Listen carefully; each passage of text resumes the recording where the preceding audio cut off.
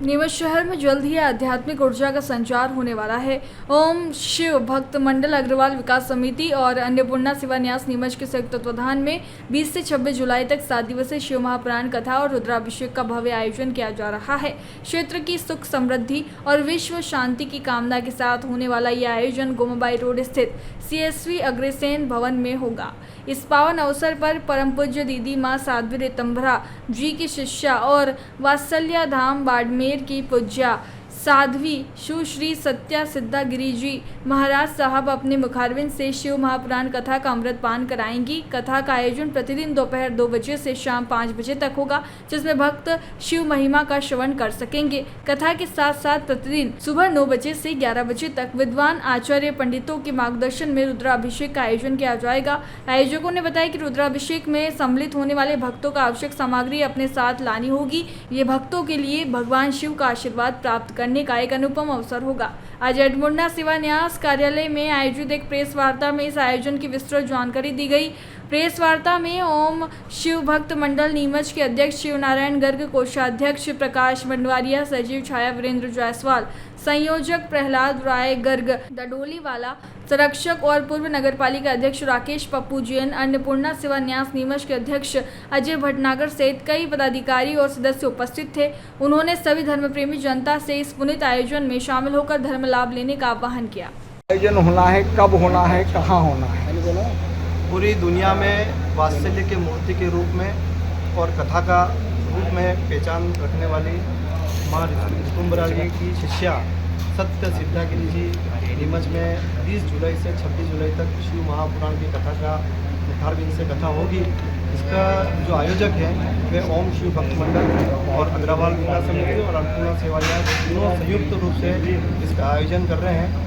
और ये कथा जो होगी 2 बजे से 5 बजे तक और रुद्राभिषेक सुबह 9 बजे से 11 बजे तक। इसमें CSV अग्रवाल बन रहेगा और सब लोगों से आपके माध्यम से मैं धर्मप्रेमी जनता से आग्रह करता हूँ कि ये अद्भुत कथा होने जा रही है। और निश्चित रूप से श्रावण मास के अंदर जब हम रुद्राभिषेक करते हैं तो मनों के विकार दूर होते हैं, मनोकामनाएँ पूर्ण होती है।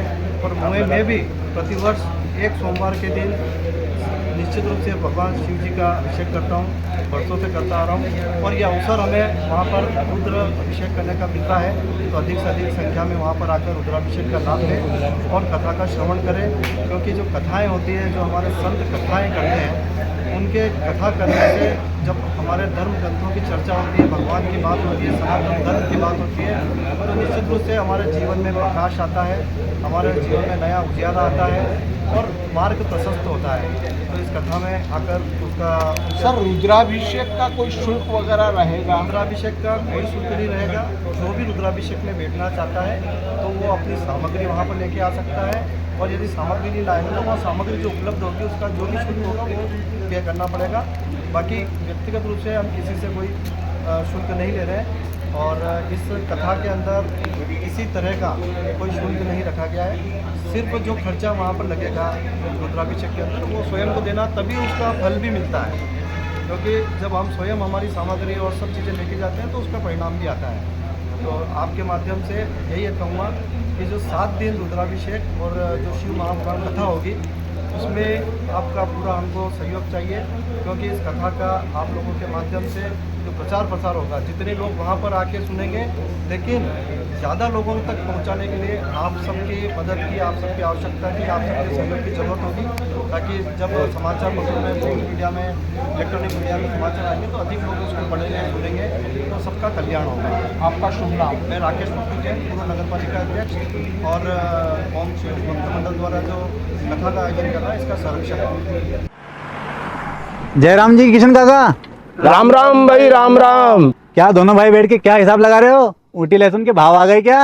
अरे नहीं रे दादा, ये अपना रमेश नया मकान बनाने के लिए लोन ले रहा है। हिसाब किया तो पता चला कि लोन का पैसा तो ईंट और रेती में ही पूरा हो जाएगा। और अभी तो सीमेंट लानी है, सलिया लाना है और तो ठेकेदार को भी पैसे देने हैं। मेरे तो कुछ समझ में ही नहीं आ रहा कि कैसे बनेगा मेरा नया मकान। अरे किशन काका, कहाँ इन रेत सीमेंट और लाल ईंटों के चक्कर में पड़ रहे हो? मेरी बात मानो तो अपने घर को बाबजी AAC ब्लॉक से बनवाओ।